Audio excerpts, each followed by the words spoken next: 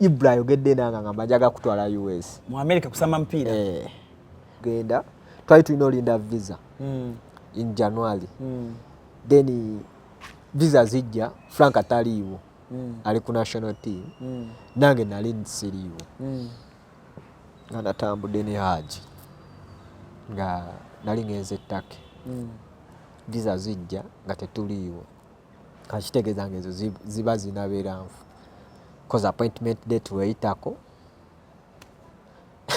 oba olina kuddamu ssaba bupya azze ku last zo akugambye ngenda beera enkyanga nabo muki. So the concentration join okukozesa the confidence and the performance.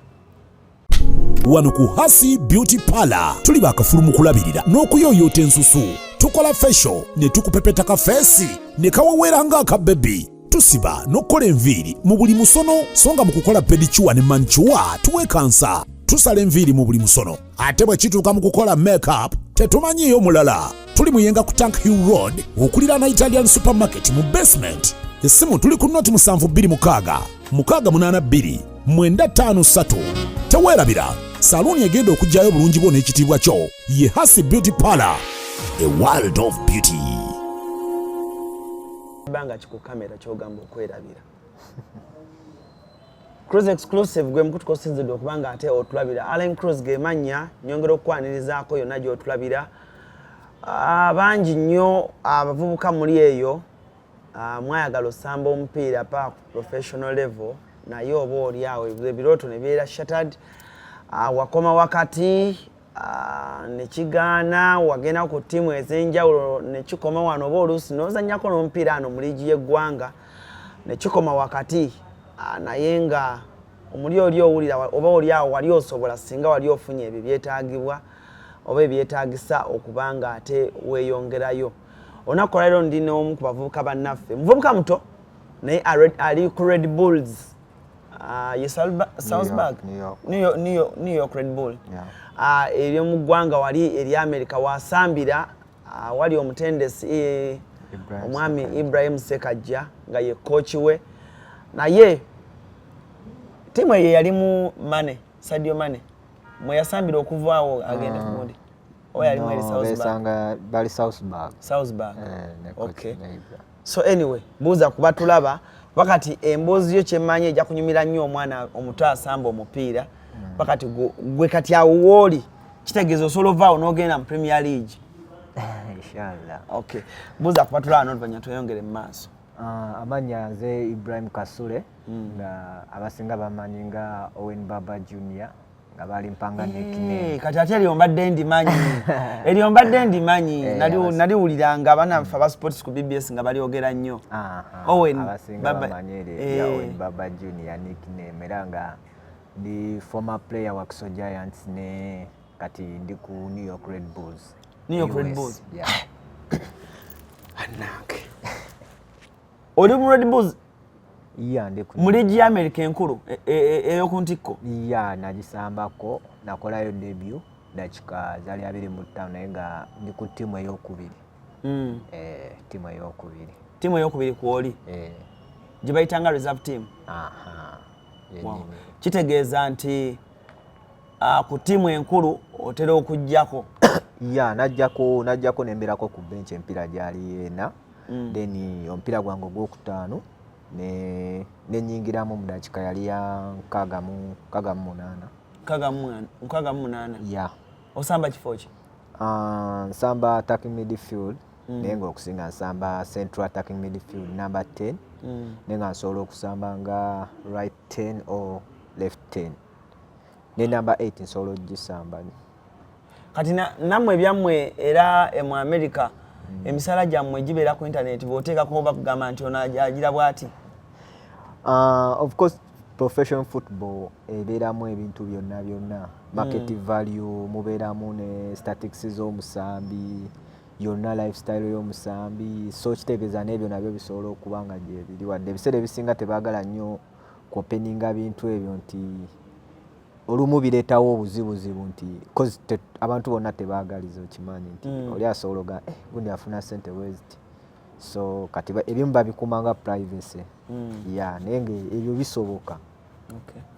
Ogenda otya mu America okusamba omupiira? Kuba anyway otugambye wasambirako wa XCLUSIVE Giants. Yeah. Nosambirako? Nenkubako amasaza. Wakuso yakulaba mu masaza? Yeah, wakuso yandaba mu masaza. Masaza wasambira saza ki?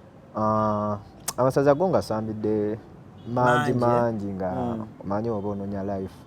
Tutandikanga obeera mu zi struggles okitegeera naye nga olina ekirooto, so buli lwobeera ne dream ekuleetera okuba nga weeforcinga wekka, tebakutuma naye weetuma wekka nti nina wendaga lubanga lugendo nti wemba ngenda Masaka sijja kugamba nti ate kitegeeza olina okufuba okulaba ng'otuukewa e Masaka, tomanyi oyinza otuuka e Masaka n'ogaaka neyongereyo embalala. So natandika mpola mpola ku kyalo ewaka. Wakasaidi ki Butambala? No, nze ndi weno Jinja Road mbeera Njeru. Mami wange abeera Njeru ne daddy wange naye nga ekyalo kyange banzaala Namataba awo Mukono. Bonna tetuuka e Lugazi gye banzaala era nga mama wange Naroga Sala, daddy wange Mugenzi naye nina eyankuza Abdulatif Balaba era nga mbeebaza nnyo kubanga bansupporting okuva nga nkyali muto paka wentuuse. Bakusupportinze mu mupiira? Bansupportinze mu mupiira wadde ng'olumu nti tusanga zi challenges mu buto obuvubuka nti waliwo stage wetutuuka ne twonooneka. Eyo stage ey'okubaamu ebigulupu. Ekibuli. Oli adolescence ekusomba. Okitegeera. So awo kale wali wazibuzibu naye ekyannyamba ennyo nti muzeeyi wange alina eddiini lingi. Natyo okukola ebintu ebimu okumuswaza kitege kati neneekumira mu life nga njagala nnyo mupiira bwe tudda mu life etali ya mupiira mbawaka bweba time ya kisaawe embeera kuki so tata ya kusupportinga mupiira era ya supportinga cause young guiding anga cause singa te young guiding akuntekako mukono ogwo gwa kyuma nti saawe emo ino okubanga okomyewo ewaka n'ogamba nti nno godde waka saawa 4 kitegeeza life oba ogenda kukwata life endala cause tomanya ffenna tetukula mu mbeera y'emu sobola okubanga Alan oli wano naye ng'olina lifestyle endala eyo etali nnungi cause osobola omuntu wano eno naye nga eri emabega muki kati nenzija nenkwekwatako kitegeera n'otwalamu eri life kati ate nga ndaba ekola ki cause tosobola kuŋŋamba nti no temusobola beera ne group y'abantu nga 3 nga temuli anywa njaga oba temuli akozesa bintu kati ebiseera waliwo bakuba waliwo bikuba ate simanyi bino bibaala so kati nze life saagibeera mpaka kati nze kinzibu wali ogenda mu bbaala. Wow. So wakiso Giants ekulaba mu saza kiri wasembo sambira mwekujja wakusajja nti nzija mu saza ly'e Buddu Buddu mwaka kyogo yali 2020 awo covid we yajjira wakuba obutimba katono obumalemu ebyo byo sisobola byeyogerera koze ebikola byebyogera kati ze sobola bbeerawo ne ngamba nakuba obutimba. Wakuba golo meka mwaga amasaza? Amasaza nkiwa bwe mbanga nakuba okuva we natandika nga no ngamba kwaga amasaza ku Buddu. Ku Buddu nakuba emyaka gyali 2 bwe nzijukiramu bwe mba ntandise ebbala goolo sobola okugamba nti nakuba egoolo ez'ensonga e Buddu goolo ezisalawo cause first goal yange nali twali tugenze Sese Buddu yagala win okuva mu kibinja era ogwo mpira twagwa 1-0 nateeba 1-0 ne tudde Masaka nga tuwangudde then tujja in quarter finals twali tusamba Kyagwe eno Mukono era nzijukira we namanyira PCDN cause yangamba yeyita munna Kyagwe yangamba kyonkoze cause era neyo game twagiwangula 1-0 nateeba netugenda ku semi-finals then semi-finals saateeba ne finals saateeba naye nga naliyo ku final ya 2018 singo gye yatukuba mu penalties ezaali 11 oba 12 then 2019 nenzija ku era nenkomawo e Masaka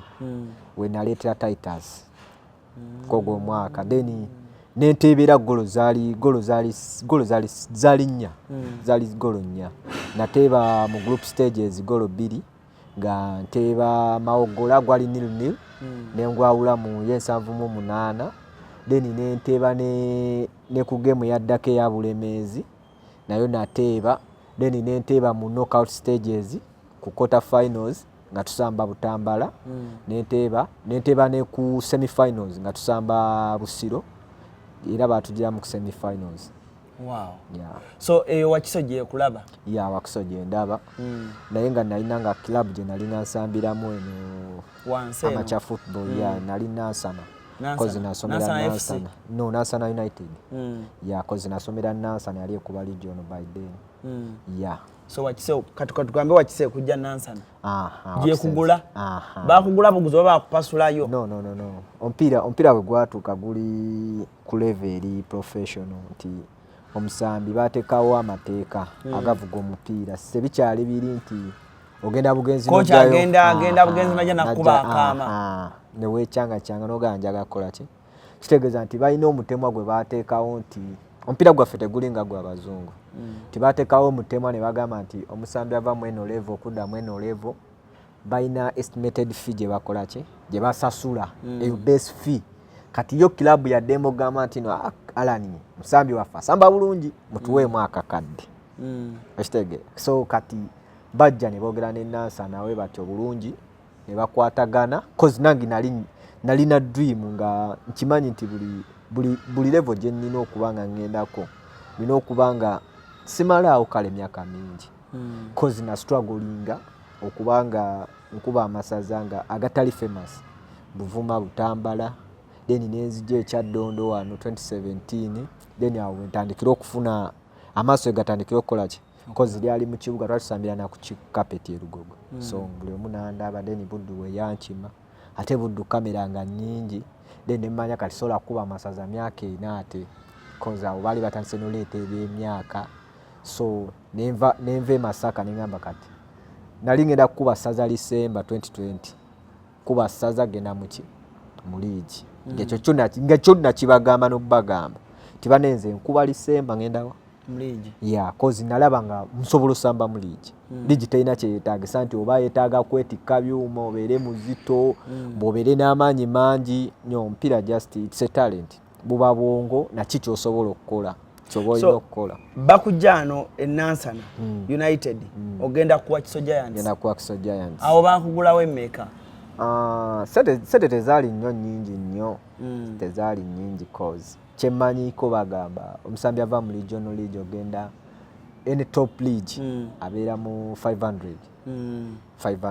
naye era sebo nze tebangula yadde 10 anti awo we mwasambira baali tebanaleeta ago gundi ki articles wezityo mu mateeka agafuga omupiira so nvaayo nzija nkiweera bayogera nga bo kuba osobola okugamba nti neyo best fee then wabeerawo binene twagala emipiira so kati gwe tiimu yajja nekugamba ya tiimu yajja neno neyogera nabo koze bantuukirira ng'Omusambi but then ebya agent byali tebinnababeerawo nnyo ne bantuukirira then ne twogera ne mbagamba nti mwogere neki kozi yebeeyina okuliriizinga ku system ebintu byafuka bya system bakuliriizinga ne bagamba nti ALLANCRUZ tumuliriizinze ebanga wonalaba nti no wonsindikira friend request ze nsalawo nti Alan njikkirizo basikola kati we bateeka transfer request club esalawo nti tujikkirizo bate tukola ki era bagamba nti tujikkiriza then yobera transfer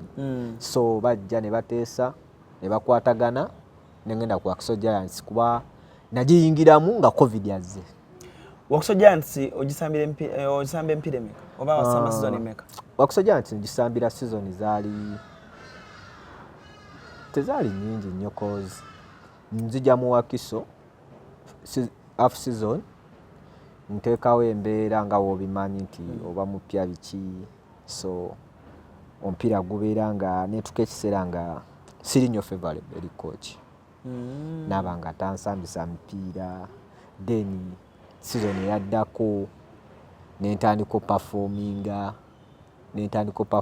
mpola bakyusiza coach nga coach akyuse then ajja nampa then nayaddako aliyo coach ayala naye najja nampa omukisa okukola ki okusamba omupiira nga nsambisa namba gyensinga okwagala gyentegeera nga nsambisa nga namba 10 yeah. So kati tandika obulamu mu kocha yala. So ku kocha yala wo yakire nnyo. Ku kocha yala we njakire nnyo cause yajja nga yajja half season. No, yajja season etandika ewedde. Ajja mu life ya Wakiso Giants. Ngasangawo abasambi nga yasangawo nze yasanse Nnyonjo, Lawrence Bukenya, sanzewo ba Alinda Titus Tito, ba Sebufu Frank, Lilo Moses, Chimbowa, Rahmat Senfuka, ba Thomas Ko, nga already tubaddeko ffenna season emu. So kati ajja atwongeramu ekintu kye twali tetulina nnyo, twali tumanyi okugaba omupiira biki, kati n'atwongeramu okwekakasa nga olaba nti Barcelona yali esamba eya Ronaldinho, Guardiola n'ajja n'agyongeramu okwekakasa omuki, that confidence nti tusobola obbeera n'omupiira eddakiika 10 nga ffe tukola ki, nga tetuguba waddeeko bali, bwe tuguba waako tebamala nagwo ddakiika mu seconds nga 3 kino bba nga tukoze eki, tugukomezaawo tubeere nagwo tusobole okuwummula, kuba buli lw'obeera ng'olina omupiira owummula. Naye bw'oba ng'ogoba omupiira tosobola kukola ki. So kati najja n'atongeramu eyo confidence. Kyova olaba wawulira Wakiso ng'ekuba nnyo ebyo ebiseera kuba navaayo nga mu half season nga nze top scorer with 6 goals ne assisted meka 5. Yeah. Wali mulungi. Cause yampa. Ate nga half season. Yali half season. Then ne Red Bull wejja okunnoona mu half season. Ne ngenda US. So Red Bull ekunonera mu half season. Yeah, inona mu half season. Yeah, season. Ng'olina golo mukaaga na assist 5. Assist 5. Yeah. Hey. Did it shock you? Chakweka wekanga okubanga Red Bull mu America ekunonye and bakufuna batya. Ebiseera ebisinga bye tuba tusamba omupiira guno ogulaba. Waliwo otuka level n'ogamba nti omanyi level z'omupiira nnyingi. Osobola okugamba nti bwe mansambira Wakiso oba we mansambira katugambe osambira Maroons, osambira Bright Star oba wegomba osambira Viper, KCC, okitegeera ezo tiimu eziri ki. So kati bw'oba nga osobola okuva mu mid table team, tukite mid table team because tesobola challenge nga kikopo, okitegeera. So n'ogamba nti no from mid table team to professional football, kale ne woba nga ovudde mu mid table team n'ogenda e Tanzania oba Kenya, that's a plus. Naye bw'oba nga osobola olinnya ennyonyi essaawa 19, kitegeeza that's more than a plus.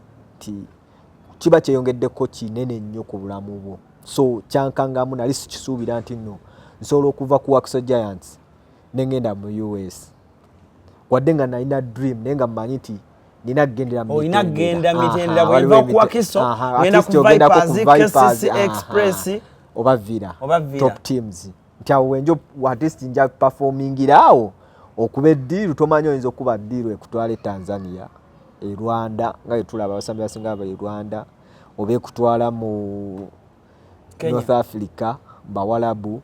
So kati diru yajja nga ngenda US fact era kyankangamu amawulire gakutukako gatya. Omanyi ebiseera ebisinga nti bw'okola ennyo buli lw'okola ennyo n'emikisa gye gyongera okukola ki nti akola obulungi akola ki asiimibwa. Nti nali ku Wakiso season nakola nnyo koza okuteba golo 6 n'okola assist 5 half season. Yeah, nasamba empiira gyali 13. Okoze bulungi 13 kuba bw'ongamba nti empiira 13 nga olina toto ya golo na assist 11, kitegeeza nti ekitono average obeeranga ku 78% scoring or assist. Ti anytime osobola okukola assist, anytime osobola okuteeba omuki.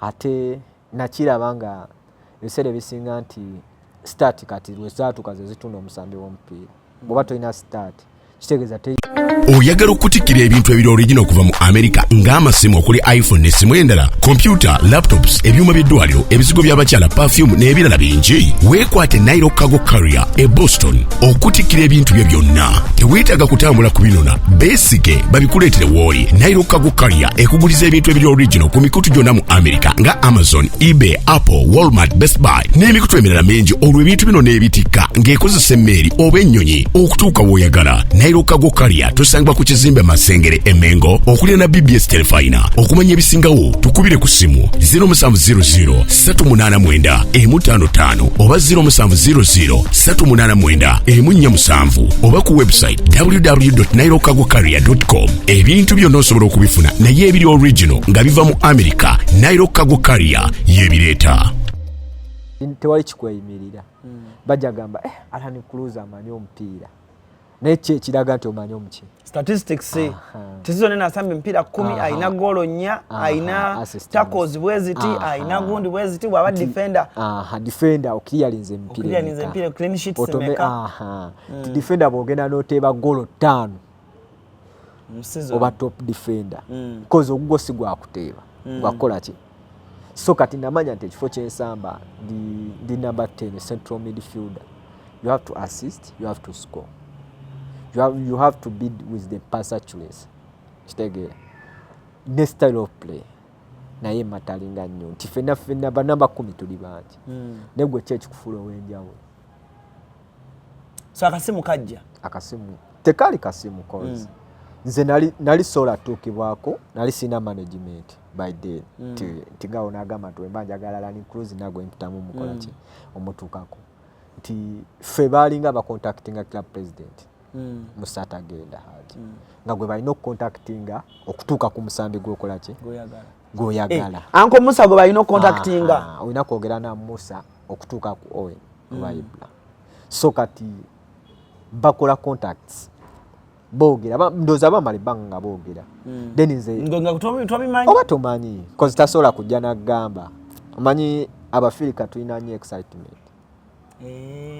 Tinanyoki excitement bajje bagambo yinzo tambula ngo ogenda ogagamba bannama ne munamoli n'omuga ALLANCRUZ wai kyongere mwawo omuliro naye kyemanye ebisinga okuwanguza omuntu kubeera calm n'okubeera down to earth.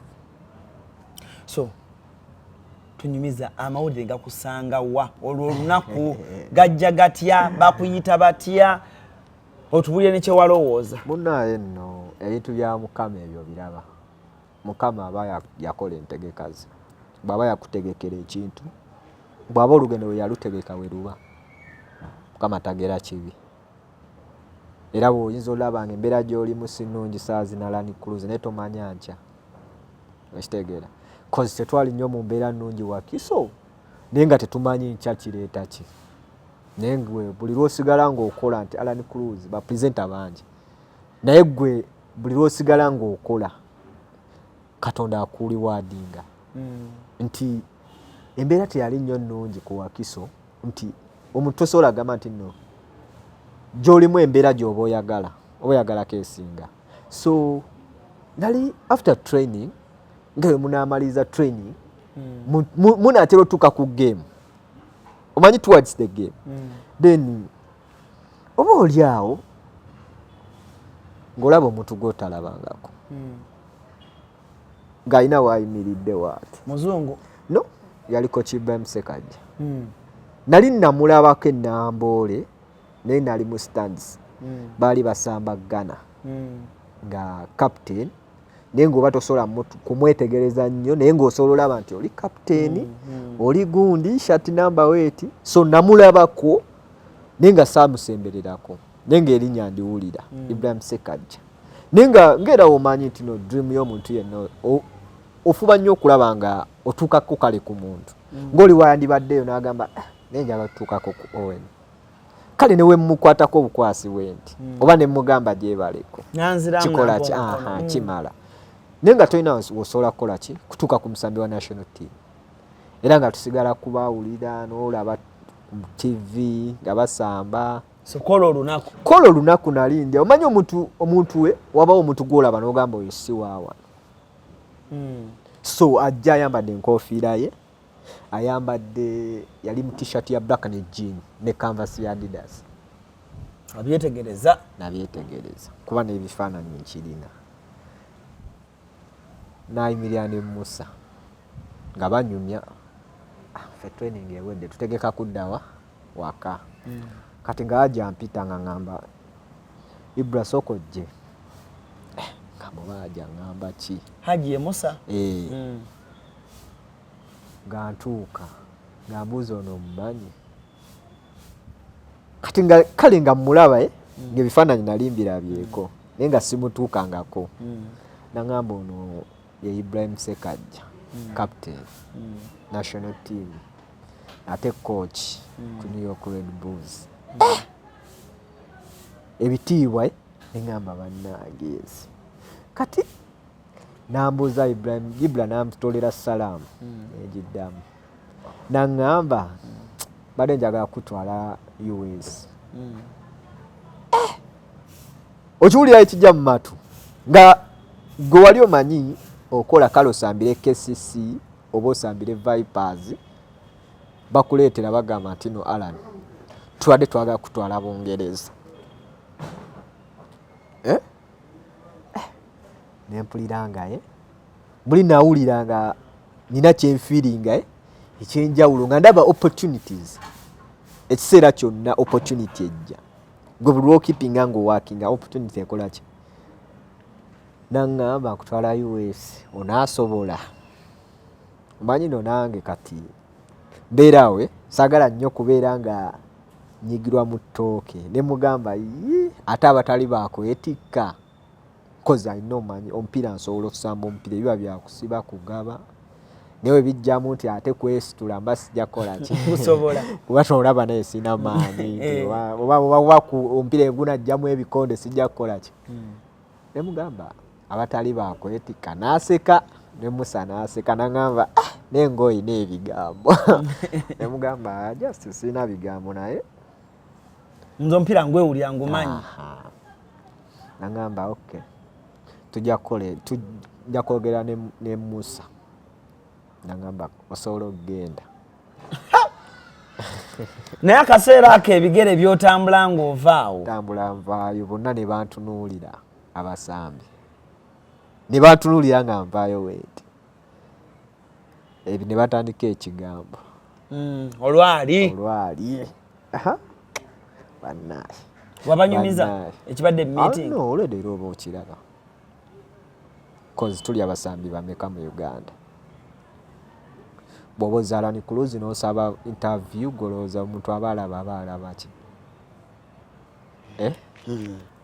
era akiraba bulabe n'agamba nti kuba alina ekyenjawulo kyayagala okugamba eggwanga alina ekyanjawulo oba nti alina ekisukkulumyemukko cause tiimu yonna era yampita n'ayogera nange then ne bayitayo n'abalala awo okwogera nabo lwakuba abasinga baali bakyasoma bagenda mu bibuuzo senior 4 senior 6 kati nga tosobola kukwata mwana omutwale US nga alina ebibuuzo. So najja ku training yaddako twali tugenda na Samba Express training express najja nga tuli wakisha tu traininga in fact n'enkuba yatonnya yagira na mu nkuba najja yasangira tumaze training n'atubuuzaako n'atuwayo obugamba awo n'akwata n'avuga emmotoka ye n'akola ki ne Haji n'avuga emmotoka ye ne bagenda then naffe tulinnya bbaasi yaffe ne tuddawa then ku game day nga tusamba express tuli Kyabaggu. It's a big game. Express Wakiso Giants. Ebiseera ebisinga abasambi abasinga kizibu nnyo performinga ku big games nti nga moment eyo nti ndabye kwala ni CRUZ aina diiru ate nina game kitegeeza nina okukakasa si kulanga okyusa ebiki so Ibrahim Sekajja abayo eri mu stand waggulu mu VVIP atudde alina olaba omupiira tudde ne Musa nze gwe bagambyeko nkimanyiiko nina oteekawo performance okitegeera naye ate ebiseera ebisinga nti ne waba Musambi nga coach wa national team azze nga bamugambyeko coach wa national team azze kulaba asinga that pressure or feeling a pressure ti yandibadde performing ne kigaana wetekako pressure to perform nene kikola ki kigaana so Ibra yogedde nanga ngamba jaga kutwala US mu America kusamba mpira azze ku last zo wakugambye ngenda beera yenchanga nabo muki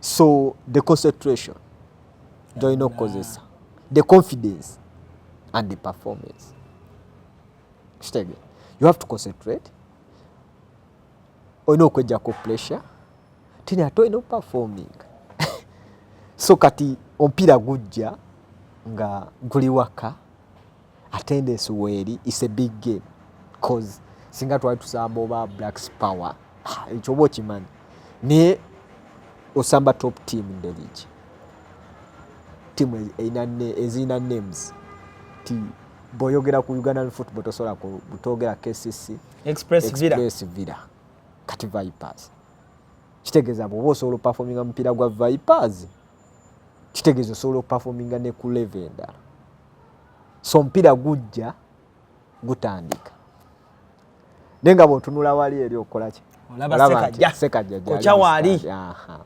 azela bani Owen Baba katugwetebereza amuntu no bobozela banze nofuna yako mulala ku impressing atade takimanyi ko nti obaba mutwala byonna bikujja mu mutwa mwaka kasera na naye the concentration the confidence wa concentrating wasamba bulungi ate kati nyizo samba obubi nganji ngolede nali nkimanyi nti no nino teba nino call assist no take out performance whatever. Man of the match performance of course twakuwa golo 3 Mako Express golo 3 2 na call assist 2 ne goal obo yagala ki the man of the match performance obo yagala ki atenga sisambira ati no kupesha ko Kibula wali cause chenali manyi nti every day every game nali nja handlinganga benino handling as games tane wakusojansi eyo so najuulira ngompira gubere kyaba gunga teri munamawule yagala genda kukola mulala wakusojansi eyo yalimbi wanalinga ne PCDani oyo nga ngamba oyagala ku mupira ogunyuma nja kutwale wakuso ne safu na mukisaga untwala moyo wakusoya munengana bagamba yaliye kuba kyebayita wano ku Hasi Beauty Parlor tuli bakafulumu kulabirira n'okuyoyota ensusu tukola facial ne tukupepeta ka face ne kawawera nga ka baby tusiba n'okola enviiri mu buli musono songa mu kukola pedicure ne manicure tuwe kansa tusala enviiri mu buli musono ate bwe kituuka mu kukola makeup tetumanyiyo mulala tuli muyenga ku Tank Hill Road okulira na Italian supermarket mu basement essimu tuli ku noti 72 682 953 teweerabira saluni egenda okujjayo bulungi bwo n'ekitiibwa kyo ye Hasi Beauty Parlor a world of beauty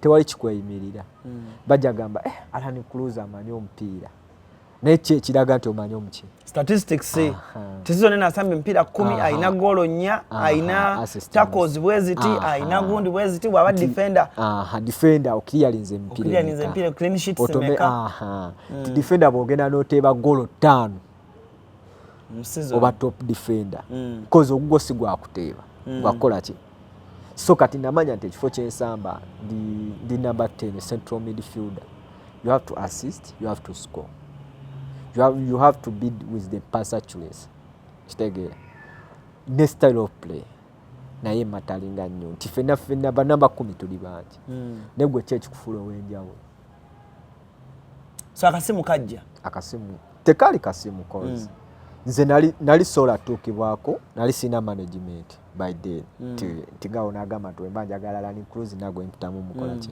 omutukako nti fe balinga ba contactinga club president musata agenda haji nga gwe balina okucontactinga okutuuka ku musambi gwokola ki goyagala anko Musa gwe balina okucontactinga olina kwogera na Musa okutuuka ku Owen oba Ibra so kati bakola contacts boogera ndoza bamali banga boogera then nze nga twabimanyi oba tomanyi cause tasobola kujja nagamba omanyi abafirika tulina nnyo excitement Kinanyoki excitement bajje bagambo yinzo tambula ngo ogenda ogagamba bana ne munamoli n'omuka ALLANCRUZ wai kyongere mwawo omuliro naye kyemmanye ebisinga okuwanguza omuntu kubeera calm n'okubeera down to earth.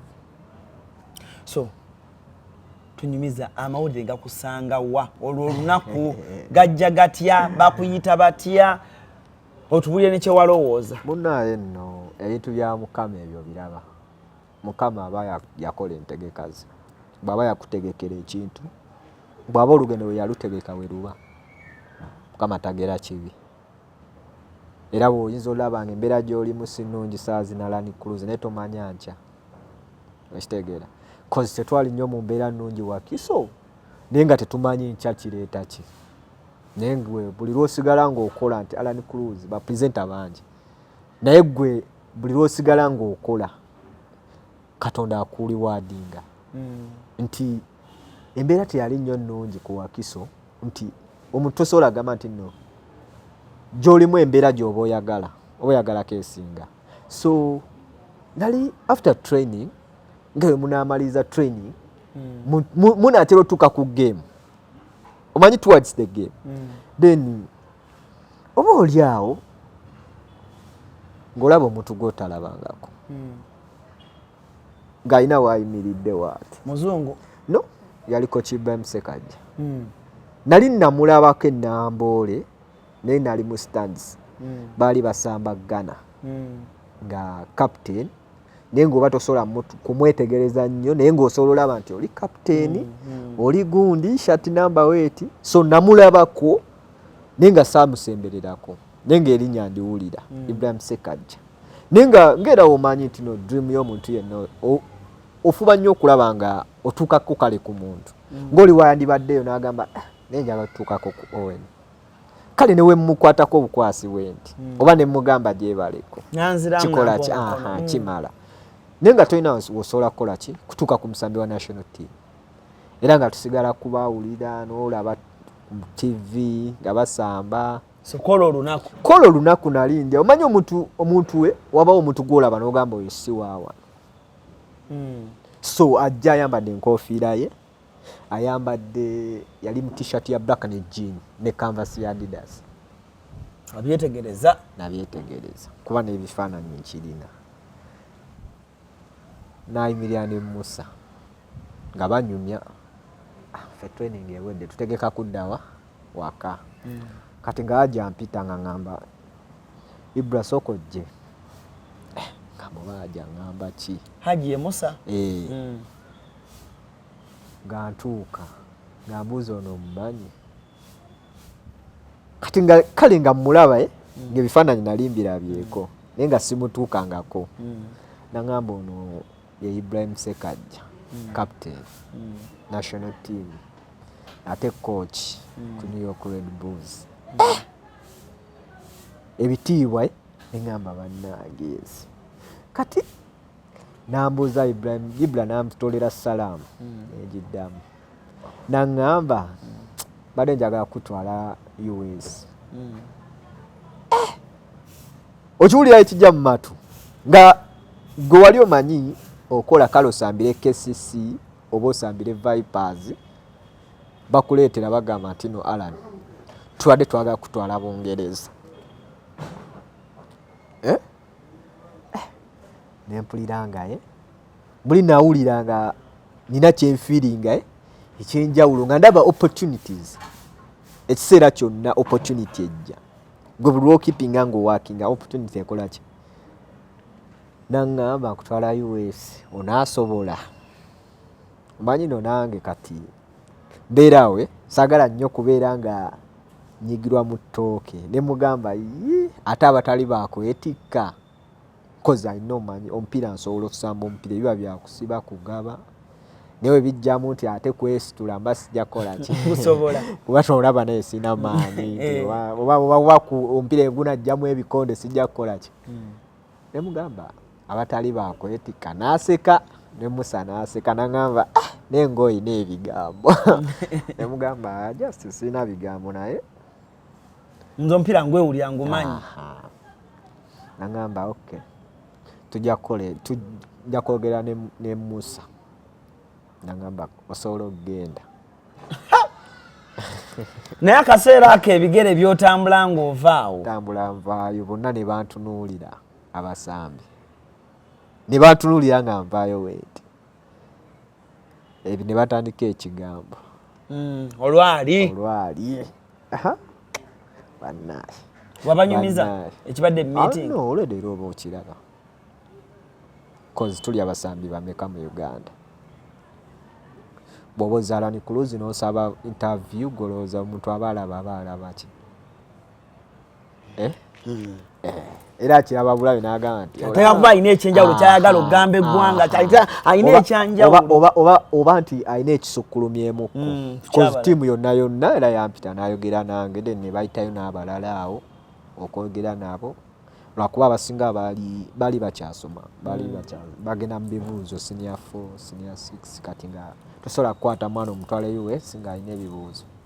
So najja ku training yaddako twali tugenda na Samba Express training express najja nga tuli wakisha tu traininga. In fact n'enkuba yatonnya yagira na mu nkuba. Najja yasangira tumaze training n'atubuuzaako n'atuwayo obugamba awo. N'akwata n'avuga emmotoka ye n'akola ki? Ne aji n'avuga emmotoka ye ne bagenda. Then naffe tulinnya bbaasi yaffe ne tuddawa. Then ku game day nga tusamba Express tuli Kyabaggu. It's a big game. Express Wakiso Giants. Ebiseera ebisinga abasambi abasinga kizibu nnyo performinga ku big games. Nti nga moment eyo nti ndabye ku ALLANCRUZ alina ddiiru ate nina game kitegeeza nina okukakasa. Si kulanga okyusa ebiki? So Ibrahim Sekajja abaye eri mu stand waggulu mu VVIP atudde alina olaba omupiira tudde ne Musa. Nze gwe bagambyeko nkimanyiiko nina oteekawo performance. Okitegeera? Naye ate ebiseera ebisinga nti ne waba Musambi nga coach wa national team azze nga bamugambyeko coach wa national team azze kulaba asinga that pressure or feeling up pressure ti eyandibadde performing ne kigaana. Wetekako pressure to perform nene kikola ki? Kigaana. So Ibra yogedde nanga ngamba njaga kutwala US mu America kusamba mpira. Azze ku last zo akugambye ngenda beera yenchanga nabo muki. So the concentration join no causes the confidence and the performance. Stege. You have to concentrate. Ono kweja ko pressure. Tini ato ino performing. So kati ompira gujja nga guli waka attendance weri is a big game cause singa twali tusamba oba Blacks power ekyo bo kimanyi ne osamba top team in the league. Team ezina names ti boyogera ku Uganda football tosola ku butogera KCC Express Villa kati Vipers. Kitegeeza bo osobola performinga mpira gwa Vipers. Kitegeeza osobola performinga ne ku Levenda. So mpira gujja gutandika. Nenga botunula wali eri okola ki? Olaba Sekajja. Kocha wali. Azera bani? Owen Baba. Kati gwe tebereza muntu nno bobozera abanze n'ofuna yako mulala ku impressing. Atade takimanyiiko nti oba bamutwala. Byonna bikujja mu mutwe awo mwaka kaseera. Bijja naye the concentration, the confidence. Wa concentrating. Yeah. Wasamba bulungi. Ate kati nyinzo samba obubi nga nti ngolede nali nkimanyi nti no nino teba nino call assist no take out performance. Whatever. Man of the match performance. Of course twakuwa golo 3. Mwako Express golo 3. 2 na call assist 2 ne goal. Obo oyagala ki? The man of the match performance. Obo oyagala ki? Ate nga sisambira nti n'okupressure ko Kibula waali. Cause kyenali manyi nti every day, every game, nali nja handlinga nga bwenino handlinga za games. ne Wakiso Giants eyo so najuulira ng'omupiira gubeera ekyabaggu nga teri munnamawulire ayagala agenda kukola mulala. Wakiso Giants eyo yalimbi wanalinga ne pisidiani oyo nga ngamba oyagala ku mupiira ogunyuma nja kutwala Wakiso naye saafuna mukisa guntwala mu Wakiso ya munengana bagamba yali ekuba kye bayitaaka. Oyagala okutikira ebintu ebiri original okuva mu America ng'amasimu okuli iPhone n'essimu endala, computer, laptops, ebyuma by'eddwaliro, ebizigo by'abakyala, perfume n'ebirala bingi. Weekwate Nairo Cargo Carrier e Boston okutikira ebintu bye byonna. Teweetaaga kutambula kubinona, beesige babikuleetere w'oli. Nairo Cargo Carrier ekuguliza ebintu ebiri original ku mikutu gyonna mu America nga Amazon, eBay, Apple, Walmart, Best Buy n'emikutu emirala mingi. Olwo ebintu bino n'ebitikka ng'ekozesa emmeeri oba ennyonyi okutuuka w'oyagala. Nairo Cargo Carrier tusangibwa ku kizimbe Masengere Emengo okulira na BBS Telefina. Okumanya ebisingawo tukubire ku simu 0700 389 155 oba 0700 389 147 oba ku website www.nairocargocarrier.com. ebintu byonna osobola okubifuna naye ebiri original nga biva mu America. Nairo Cargo Carrier yebireeta. Nga n'abayimbi ab'enjawulo baagala obeera ku mupiira gwa Wakiso Giants. N'engolo za kyaliki. The Purple what? The Purple Sharks. Aye, kajozi ka Wakiso kanyumirako. So kati netubanga ntaddewo performance ya man of the match. Ate nga game ngisambye nga wembadde nsamba endala. Koze buli game gye nasamba nganze oba home oba awe nga nina okulaba nti level gye nsambiddeko eno nina okukuuma that consistency plus ku game eddako. Omupiira guggwa. Cause kati obalaba abantu ebiseera ebisinga tabeera nnyo. Omupiira we guba gunaatera okuggwa bongeddemu eddakiika 3 aba talina kyazaagaza. Cause kyabayagala olaba aba yakikoze ekyo. Kyogamba olina kyogenda okukola ekipya mu ddakiika 3. Bw'oba striker mb'oteebe ennya mu ddakiika 3. Wadde goolo temala tenywera mu katikitiki. Naye era aba yalabye eddakyayaga cause oba olina 90 minutes to show off notazikozesa tosobola kuŋŋaana nti no within 3 minutes cause bo bye baba banoonya era ebiseera ebisinga abantu aba scouts abo balaba ajja awantu n'agamba ALLANCRUZ alinayo show n'atuula waati just n'alabako eddakiika 3 ku ssaawa nnamba gy'ogenda okukolera show n'amanya nti no ALLANCRUZ asobola oba takola ki. Either presenter mulungi naffe bwe batu scouting ene mu kisayi ky'ebyemizannyo oli interview yagirabako eddakiika 5 n'amanya nti munnamawulire mulungi mwetaaga oba si mwetaaga. Kati naffe wetutyo wetuli nti yatula 90 minutes era eyo game nateeba ne Frank yateeba 2 ate era nze nazimuwa 2 ze yateebako olwo olunaku ne bampa man of the match yange nga ninako ne goal. Man of the match bagaba kiwana Uganda. Uganda balina kakoledi ke bakuwa bagabirako n'emitwalo 10. Yeah.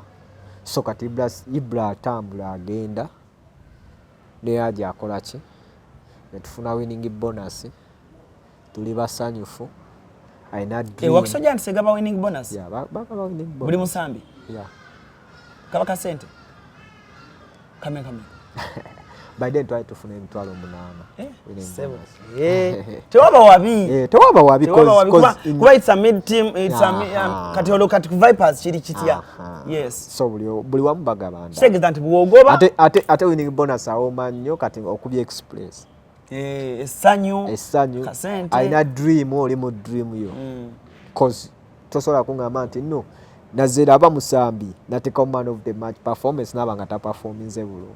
Kitegeze bibadde ku kiseera byonna buli omwanyu middwa. Eyo winning bonus ewe buli Musambi oba badde katebe oba Osambi batosambye. Timu yonna efuna winning. Ne coach bo balina ezaabwe endala. Nenga nabo bafuna. So omupiira ogwo bwe gwaggwa. Omupiira ogwo guggwa next day twalinayo training tujja in the morning ku training nga in fact twalinamu training nga ajja akubira manager akola ku bya transport n'ebirala nga mugamba Owen and Frank bajje bansange ku office era ffe training olwaggwa weeti ne tugenderawo ku office club office wane najja nankumbi nga tusangayo Haji ng'atunnyonnyola ng'atugamba kati ekiriwo abasajja babaagala bameka babiri kugenda mu America kusamba mupiira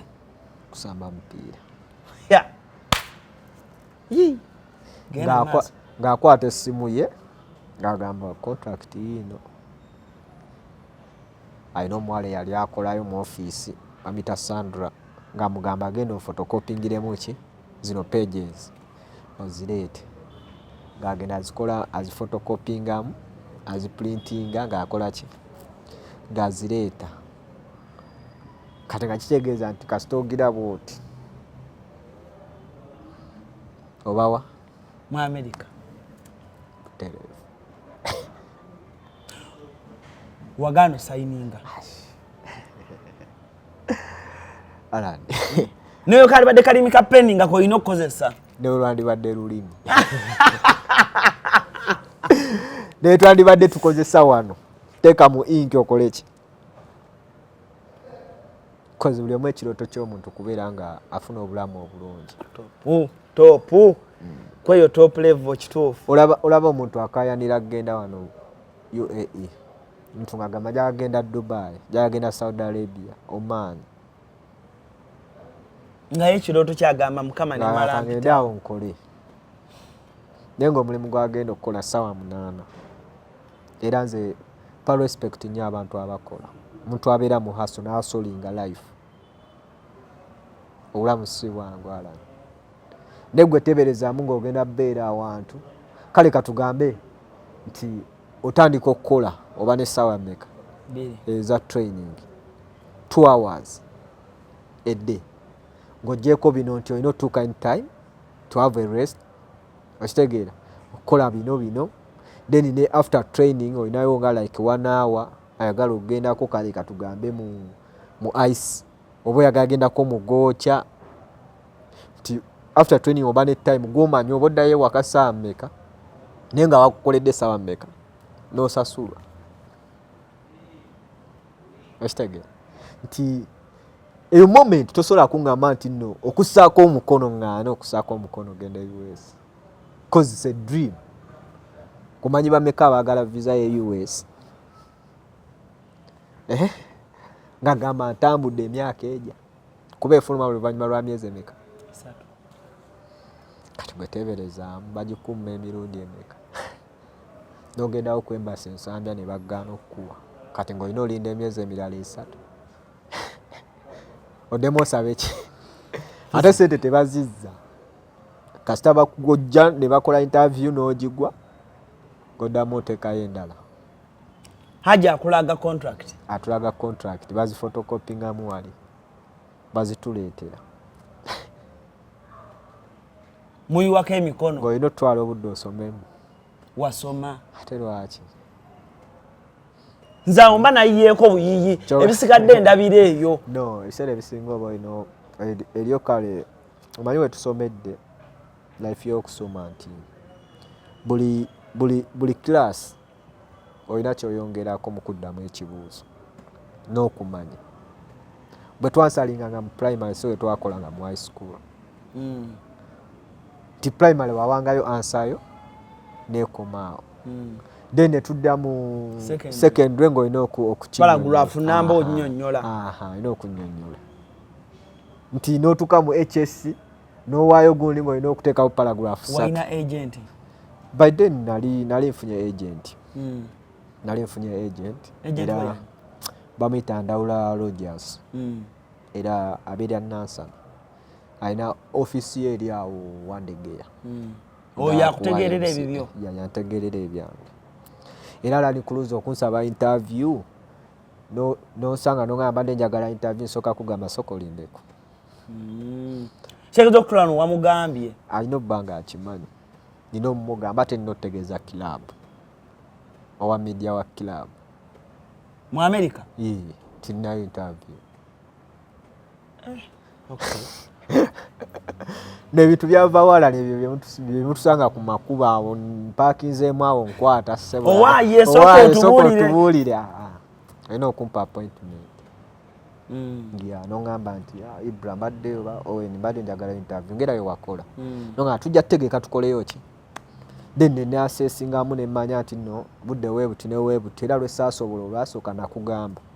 I have to train.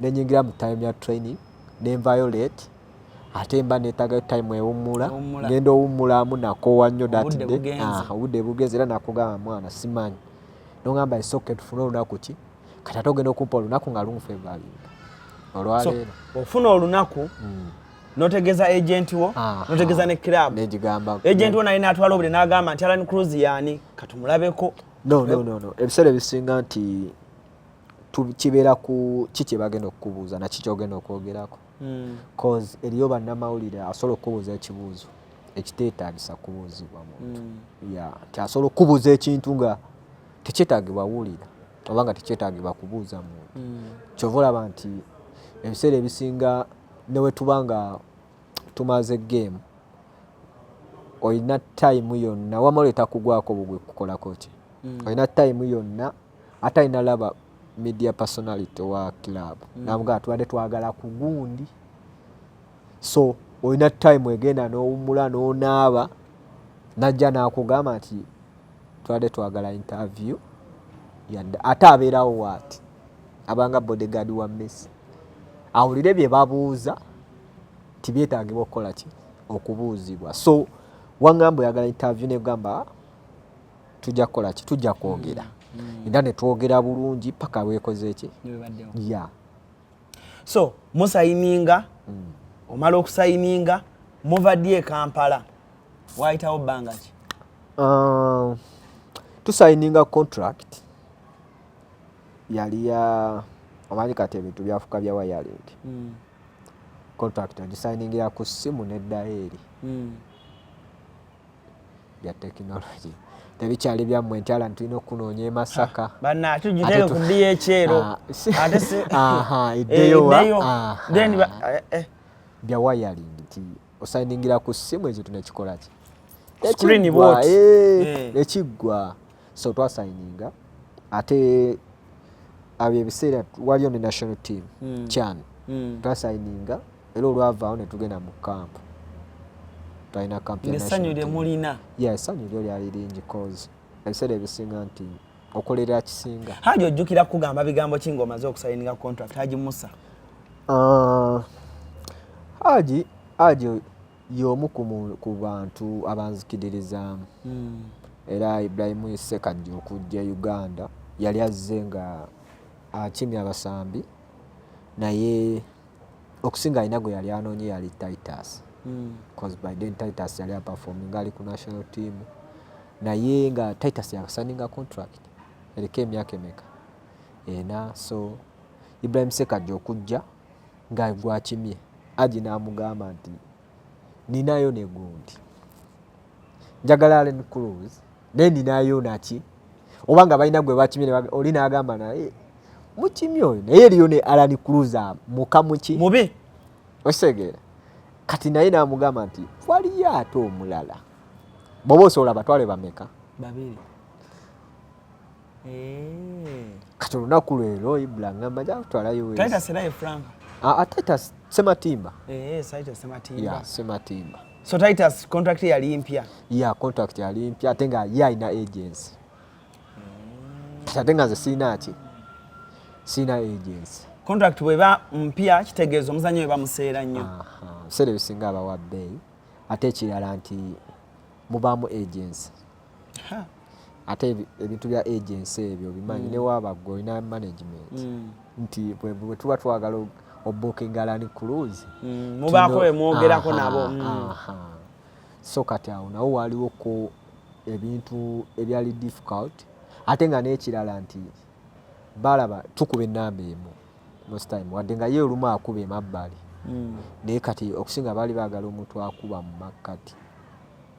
makkati kati ate nga performance ne start nga zinneeyimirira naye yalina performance yalina start nenga kubako asinga always cause tugamba nti gundi asamba bulungi ne gundi asamba bulungi naye waliwo akola ki asingaku kyono ati kino kyasingaku bwe tuba tetunoonya nti tunoonya omuntu ateeba ggoolo ti Haaland waali naani omulala aliwo nti Jesus ani Haaland asingaku okuteeba ki Jesus ajabbiko naye Haaland akola ki eya Jesus ya bulumi naye Haaland sawa yonna akuteebera sawa yonna akutegula so kati yatunulamu ekyo nagamba katu processing tuwaye nga tubatwala bameka nabiri kati ate nga ebyange ebyo biri byangu naye kati balunga balina otuteeseganya ne club ne agency cause club erina otuteeseganya ne agency bwe tuba nga club efuna weeti agency eyagalako weekiti then tulina owa Musambi weekiti balance so kati omukisa gungwako nga siina ki ositula ddyo genda mu America wayitawo bbanga ki nga muvudde ne mu kyani tugenda mu camp ya national team ze tebantwala ku kyani by the way tebantwala tewayitawo bandeka e Kampala bandeka e Kampala pozo ekyani yali wansi eki bali ziti Morocco bali Morocco ebyo ebiseera era tewagenda saagenda kyakuluma tali kintu kitaluma blood teri cause tukolerera kubeera nga tubeera ku kisinga olowooza ki ekyakufeeringisa ebiseera ebisinga tetulaba byebimu kyolaba nyinza okuba nga kochi sikyalaba tinyinza okuba nga waliwo abali bansingako nga bansingako nga balina kye bakola ki naye gwe ng'omusambi oba tosobola kiraba naye nga kochi akiraba cause nyinza okuba nga Alan interview gy'okola ku muntu nze sijja nsobola okukola ku muntu ng'agamba akola interview naye Alan alina waayongereramu ekitegeera ti nyinza okuba nga nali mmanyi omupiira ngumanyi naye nga waliwo kire nyinza okuba nina kye nalimbulamu ate nga tebasobola kinteekamu mu nnaku 3 oba 4 kitegeera naye waliwo kale akiina kyetwagala kitegeeza tugenda twala oli osanga next time ofuna omuki neera bwe baŋŋamba togenda saakomaawo kyampa ekyokuyiga ne ŋŋamba nti we baba nga tebantutte yaliko kiki yaliwo yaliko kimicho ne ŋŋamba baba tebantutte kitegeeza nina ebyokwongerako biki naye olaba bampise olaba ntuusaawo kweyo levo omwana yatandikira mu masaza nga nze neekulakulula mpolampola masaza Wakiso wono Ibrahim Sekajja ntwala wono bampise mu kyani kampu nvuddeyo step so life ebeera nga owuliramu kale obulumi nti ebiseera ebisinga buli lwoba n'okukkiriza nti nze asinga naye nze nsinga naye bwe bakuleka ate tonooma just kiba kyakuyiga nti oyinza okuba nga waliwo kale akantu akatono ennyo akabadde kabulamu n'okakolako so musimbula muva wano kati mugenda ne Franka no Franka ansookayo Franka ava cause twalina okugenda twali tulina olinda visa in January then visa zijja Franka taliiwo ali ku national team nange nali nsiriiwo nga natambudde ne Haji nga nali ngenze ettake visa zijja nga tetuliiwo kakitegeeza nga ezo ziba zinabeeranfu cause appointment date weyitako oba olina kuddamu ssaba bupya so omukisa gukwata Franka bakomawo ne national team baddamu bamusabira visa